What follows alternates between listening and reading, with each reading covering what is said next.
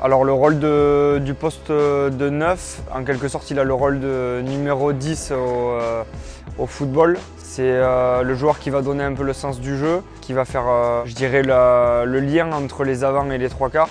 C'est lui qui va diriger un peu les avants, essayer de leur donner un sens directoire, inculquer la bonne vitesse aussi au jeu, jouer à la main quand c'est opportun et jouer au pied aussi quand ça l'est, quand il faut occuper par du pied ou alors mettre un peu plus de vitesse avec la main. Le rôle de numéro 9, certes on a un vis-à-vis à surveiller, qu'on le surveille sur certaines phases, si le 9 adverse porte au bord des rucks, essayer de le canaliser par rapport à ça, essayer d'avoir une communication qui va aider nos partenaires, surtout les avants, à faire attention à ça. Après, sur le rôle de la mêlée, on a un rôle surtout d'introduire le ballon dans la mêlée pour après que le jeu se lance, éjecter quand il faut, mettre de la vitesse derrière les rucks, essayer d'avoir une gestion je dirais efficace des temps forts et des temps faibles, parce que c'est nous qui allons dicter si les sorties de balle doivent être rapides ou un peu plus lentes, et d'avoir une technique individuelle quasi parfaite, notamment sur la passe et sur le pied.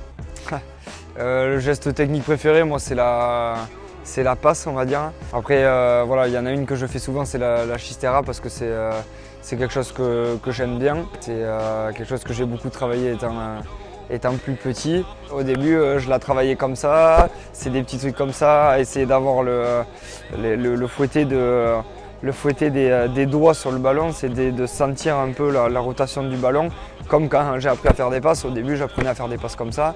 C'est des petits trucs, mais voilà, au début on apprend à faire comme ça pour avoir la gestuelle des doigts et de sentir un peu ce ballon. Et après c'est du fouetter, c'est de finir dans la cible, c'est de bien pousser, c'est d'avoir un haut du corps qui soit très gainé pour pouvoir avoir une passe la plus limpide et la plus rectiligne possible. Moi, si j'ai un conseil à donner, c'est de le travailler comme ça, sur des répétitions. Nous, dans le jargon, on appelle ça des skills, c'est un terme un peu anglais. C'est des répétitions de gestes qui te permettent un peu de l'assimiler et puis après de le répéter sous fatigue et sous pression. Mais voilà, mais si j'en retiens une, c'est la passe, parce que j'aime avoir des bonnes passes dans les bons tempos, qu'elles arrivent vraiment dans la cible. Et puis voilà, j'aime aussi mettre mes coéquipiers dans les meilleures dispositions possibles pour qu'ils puissent attaquer derrière moi. Comment je bosse avec mon 10 pendant la semaine? Bon, déjà on a pas mal d'entraînements collectifs, donc ça permet un peu d'avoir des automatismes.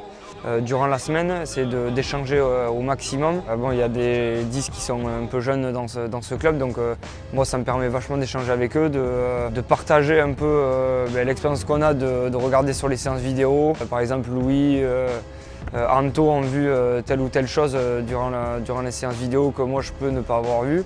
Et bien on échange et puis après on se met d'accord sur une stratégie pour qu'après les avants et les trois quarts soient dans les meilleures dispositions pour le match. Merci à tous de nous avoir suivis sur la chaîne YouTube du RCT et n'oubliez pas de vous y abonner.